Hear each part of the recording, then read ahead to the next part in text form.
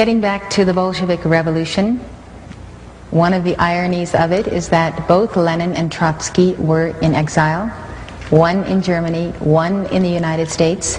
Tell us about who helped them get where they were going to make sure that revolution was pulled off. Well, let me summarize about 4 chapters into 4 minutes. Trotsky was in New York. He had no income. I summed his income for the year he was in New York. It was about $600. Yet he lived in an apartment. He had a chauffeured limousine. He had a refrigerator, which was very rare in those days. He left New York and went to Canada on his way to the revolution. He had $10,000 in gold on him. He didn't earn more than $600 in New York. He was financed out of New York. There's no question about that. The British took him off the ship in Halifax, Canada. I got the Canadian archives. They knew who he was. They knew who Trotsky was. They knew he was going to start a revolution in Russia. Instructions from London came to put Trotsky back on the boat with his party and allow them to go forward. So there is no question that Woodrow Wilson, who issued the passport for Trotsky, and the New York financiers who financed Trotsky, and the British Foreign Office allowed Trotsky to perform his part in the revolution. Now over in Switzerland you get Lenin, who was in exile. He went through Germany in the famous sealed train by permission and with the encouragement of the German General Staff. And yet Germany and Britain were supposed to be fighting each other. And you get them both moving these 2 key revolutionaries into place inside Russia. And then of course the rest is history. They created the revolution with no more than about 10,000 revolutionaries. They needed assistance from the West, and they got assistance from Germany, from Britain, and from the United States to continue and consolidate the revolution. Just tell us all over again why. Why? Just tell You won't find this in the textbooks. Why is to bring about, I suspect, a plan to control world society in which you and I won't find the freedoms to believe and think and do as we believe. Did these power brokers actually envision at that time a one-world government that would be socialist? Yes. The second statement I made was that they did not want the Soviet Union to develop into another free enterprise society, and that this would offset it. Aiding the revolution would offset this event. That was made as a statement in 1919. You have various books, one by Gillette, the razor blade Gillette, called The City, I think it was, which laid out this corporate socialism for the world to see as early as, what, 1905, 1910. So around the turn of the century, you begin to see actually written statements by these internationalist businessmen of the kind of socialist empire they wanted to bring about. It's there, but these books, of course, are not included in your courses in political science and history at the regular universities. Well, talk about the Red Cross mission. Red Cross mission to Russia, 1918. About 17, bankers, lawyers, businessmen, a couple of doctors. There were 2 doctors, I think. There were 2 doctors. What was the mission? The mission was financed by William Boyce Thompson, the Chase Manhattan Bank, Federal Reserve System. The Red Cross didn't want to send the mission. The Red Cross said we don't need a mission to Russia. They already had one in Romania, which was doing a good job. But William Boyce Thompson wanted this mission, and he put the money up. He financed it. And if you look, I printed a list of the people on the mission, and they were mostly bankers and lawyers, Wall Street lawyers, and people in and around the Wall Street establishment.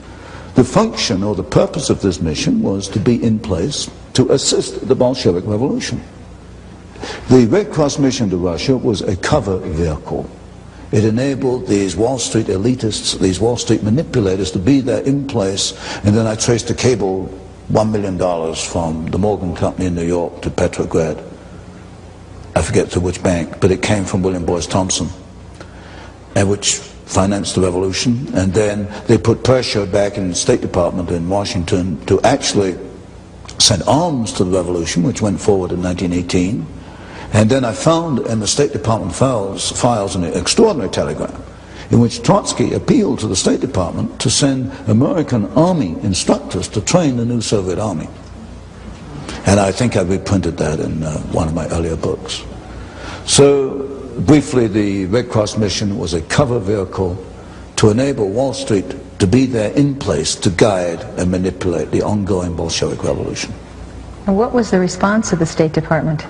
Oh yes, they were quite willing to send US army instructors. Do you know to what I don't know if they extent? went forward. I know the arms, I know the rifles went forward. I didn't trace the response to the telegram, except it was approved within the State Department. And I reprinted the telegram. I never did find a response. That's probably taken out the files. Do you know the figure to which Wall Street supported the Bolsheviks? Well, it was $1 million. Just the William Boyce Thompson figure? That figure. But then you've got the other assistants. For example, the whole Siberian episode. See, in 1918, the Bolsheviks really only controlled Moscow and what was then Petrograd, which is now Leningrad.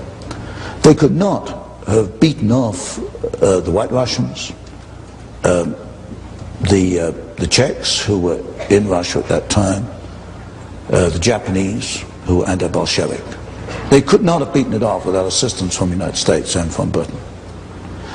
And the Siberian Railroad is critical because if you look at that map of Russia, you know, Moscow and Leningrad are stuck at the left end, and you've got the vast expanse of Russia, and the backbone is the Trans-Siberian Railroad. Now, the history books will tell you that American troops went in, they occupied the Trans-Siberian Railroad in order to prevent the Japanese from coming in. Well, this is absolute nonsense. I've never written the book. I hope to get around to it one day. I've got 2 big boxes of files on this. The purpose of the American army in Siberia was to hold the Trans-Siberian Railroad until the Bolsheviks were strong enough to take it over. And they did that very effectively. They held off the Japanese. They held them back near Manchuria. They evacuated the Czechs out along the Trans-Siberian Railroad. The French and the British gave up because they said the Americans are helping the Bolsheviks. They evacuated. And in one of these books I reprinted a little clipping from the New York Times of, I think, 1919. Finally the Bolsheviks got to Vladivostok, right at the far end of Siberia, near Japan, in which the local commissar addressed the American army and thanked them for aiding the revolution. And that was in the New York Times, and I reprinted it. Now this is totally contrary to everything you find in the textbooks. The textbooks say we went into Siberia to at least be neutral, and I suppose most people would assume we went in to stop the Bolsheviks. We didn't. We went in to help the Bolsheviks. There's no question about that. There's no question that they could not have consolidated their revolution without the capitalists. Absolutely none. Absolutely none. They had too many enemies. Not only outside enemies, the White Russians. The Ukrainians themselves were not particularly happy. All the ethnic groups in Russia were not particularly happy with the Bolsheviks. They could not have won without Western assistance. There is no question about that. Then they were starving. The factory, they couldn't operate the factories because the Bolsheviks shot all the managers and the technicians. Either that or they left Russia. The factories were closed down. Russia was starving. By 1922, Lenin himself said the end has come. They had no food. They had these closed down plants. The plants were not destroyed in the revolution. That's what the textbooks will tell you, including Kennan, the State Department expert. He says the Russian factories were destroyed in the revolution. They were not destroyed. Why? Because I've seen the photographs after the revolution, and they're right in the Hoover Institution Tower. There are these massive boxes of photographs of Russian industry after the revolution. They could not operate the plants. So what do we do with Averell Harriman and the Chase Bank and National Bank and our old friends on Wall Street? They go in there, and of course the Hoover mission to feed Russia. We go in there and we have these 250, 300 concessions in which American companies went into Russia, and they started up the idle plants.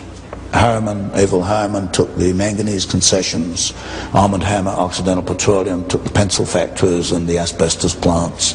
And all these top capitalists went in and they got Russia going on behalf of the Bolsheviks, because the Bolsheviks either shot or kicked out all the people who could run, all the Russians who could run the plants. Another point, the Tsarist industry was at a very high level Your textbooks will tell you that Tsarist industry was backward. It wasn't until the Soviets came along that it began to make progress. This is absolute nonsense.